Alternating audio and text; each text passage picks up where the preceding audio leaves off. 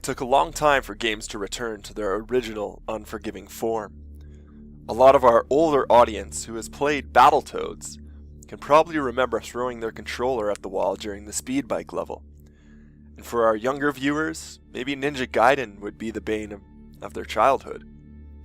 It was often thought that to capture an audience, you needed to create a world of training wheels and hand-holding, but there were a few developers out there that embraced the sense of challenge and accomplishment, which had been missing in recent years. Instead of having a gamer score or trophy to hold above your friends, you could use your progress in some of the hardest games available as a topic of conversation. I remember when I purchased the game from my local big box store, and the cashier mentioned how difficult the game was. At the time, it was shortly after release, and this game isn't one that topped sales charts, but it was obvious that the word was spreading. Prepare to be frustrated.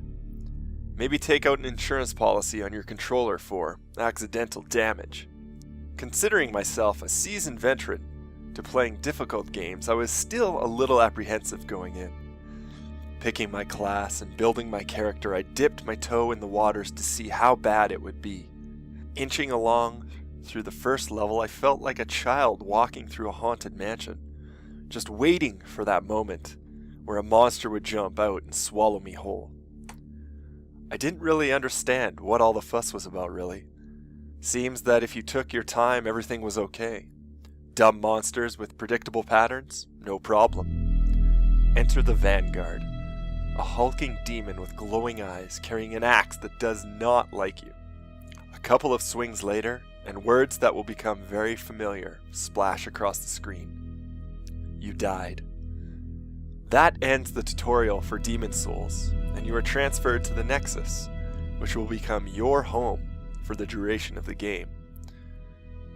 Where the game gains its fame is within whatever level you find particularly difficult. We all run into different roadblocks, but the frustrating part is the run back. You will die, and if you can make it back to your body, you'll be able to recover your souls and carry on. However, what often happens is that it might be late, and that particular knight you were once able to take down in a few swings catches you with some damage.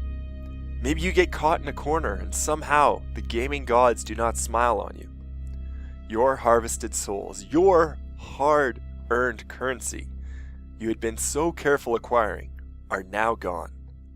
Maybe an hour's worth of work? Was it the fault of the game? No, never. And that's why the sense of frustration and disappointment lies entirely on the player. No one else to blame but yourself. I've been there at 2 a.m. during a run back and somehow I just died. I didn't see it coming, and once it happened, all I said was nope, turned off my console, and went to bed.